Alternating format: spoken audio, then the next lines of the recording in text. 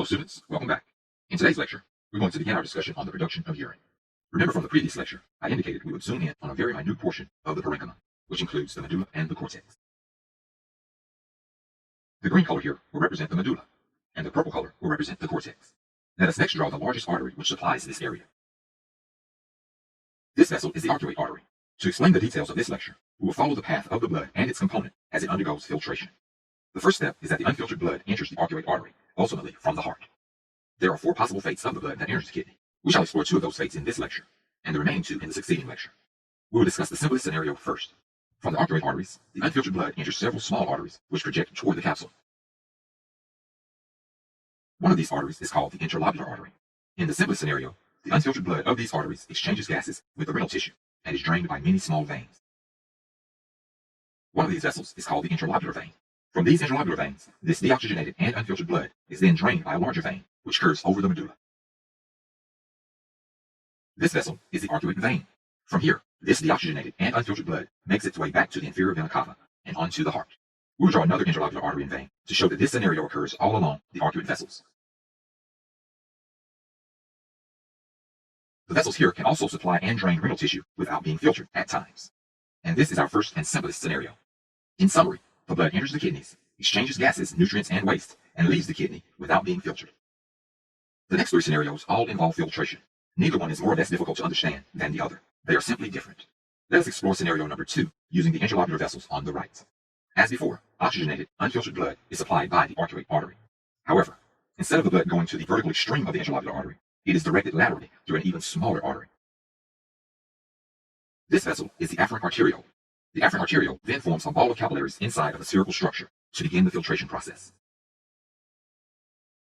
This spherical structure is called a glomerular capsule. It is also known as Bowman's capsule. Let us next draw the ball of convoluted capillaries, which extend from the afferent arteriole inside of the glomerular capsule.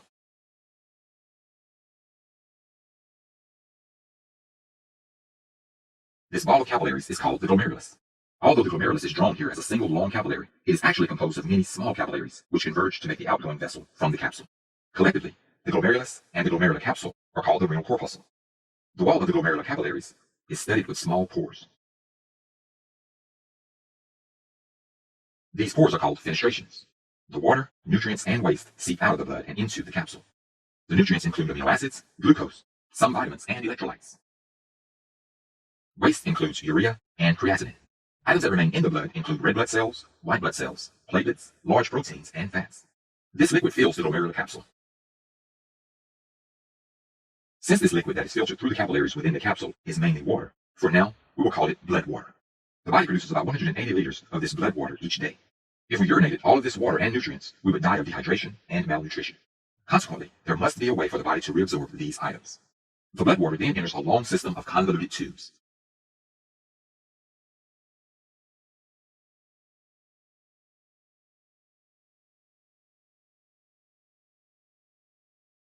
These tubes are called renal tubules. The tubules have 3 distinct regions. The region in the middle, highlighted in purple, is called the nephron loop. Everything before the nephron loop and closer to the glomerular capsule, shown as a yellow color, is called the proximal convoluted tubule, because proximal means closer to the point of attachment. Everything after the nephron loop and farther away from the glomerular capsule, highlighted in green, is called the distal convoluted tubule, because distal means farther away from the point of attachment. At this point, we need to remove the water and nutrients out of the renal tubules and back into the blood. This is accomplished using capillaries that are closely associated with the tubule. This network of capillaries is called the peritubular capillaries. The artery which enters the glomerulus is the afferent arteriole. The artery which exits the glomerulus is the efferent arteriole. The peritubular capillaries are extensions of the efferent arteriole. These capillaries reabsorb all of the glucose and amino acids. Additionally, they reabsorb water, electrolytes, vitamins, minerals, etc. at homeostatic levels. As the blood water progresses through these tubules, it loses more and more water and becomes more and more concentrated. At the end of the tubules, the blood water enters a long straight channel which passes through the medulla and leads to the renal papilla. This long straight structure is called the collecting duct. As you should be able to surmise from the image, several renal tubules can drain into a collecting duct. As the blood water travels down the collecting duct, the cells lining the collecting duct reabsorb even more water. There is a hormone which controls the amount of water that is reabsorbed. This hormone is antidiuretic hormone, ADH. ADH is also called vasopressin. Once the water enters cells of the collecting duct, it is then carried away by the peritubular capillaries.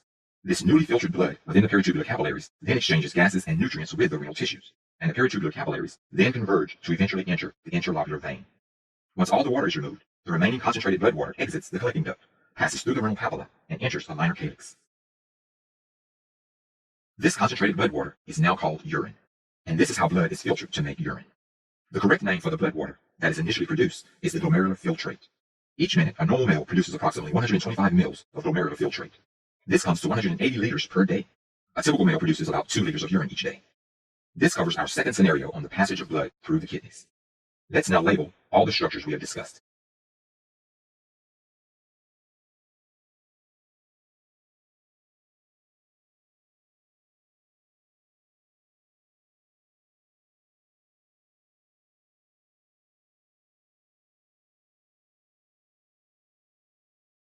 Shown here are the labels of all the structures we have discussed in this lecture.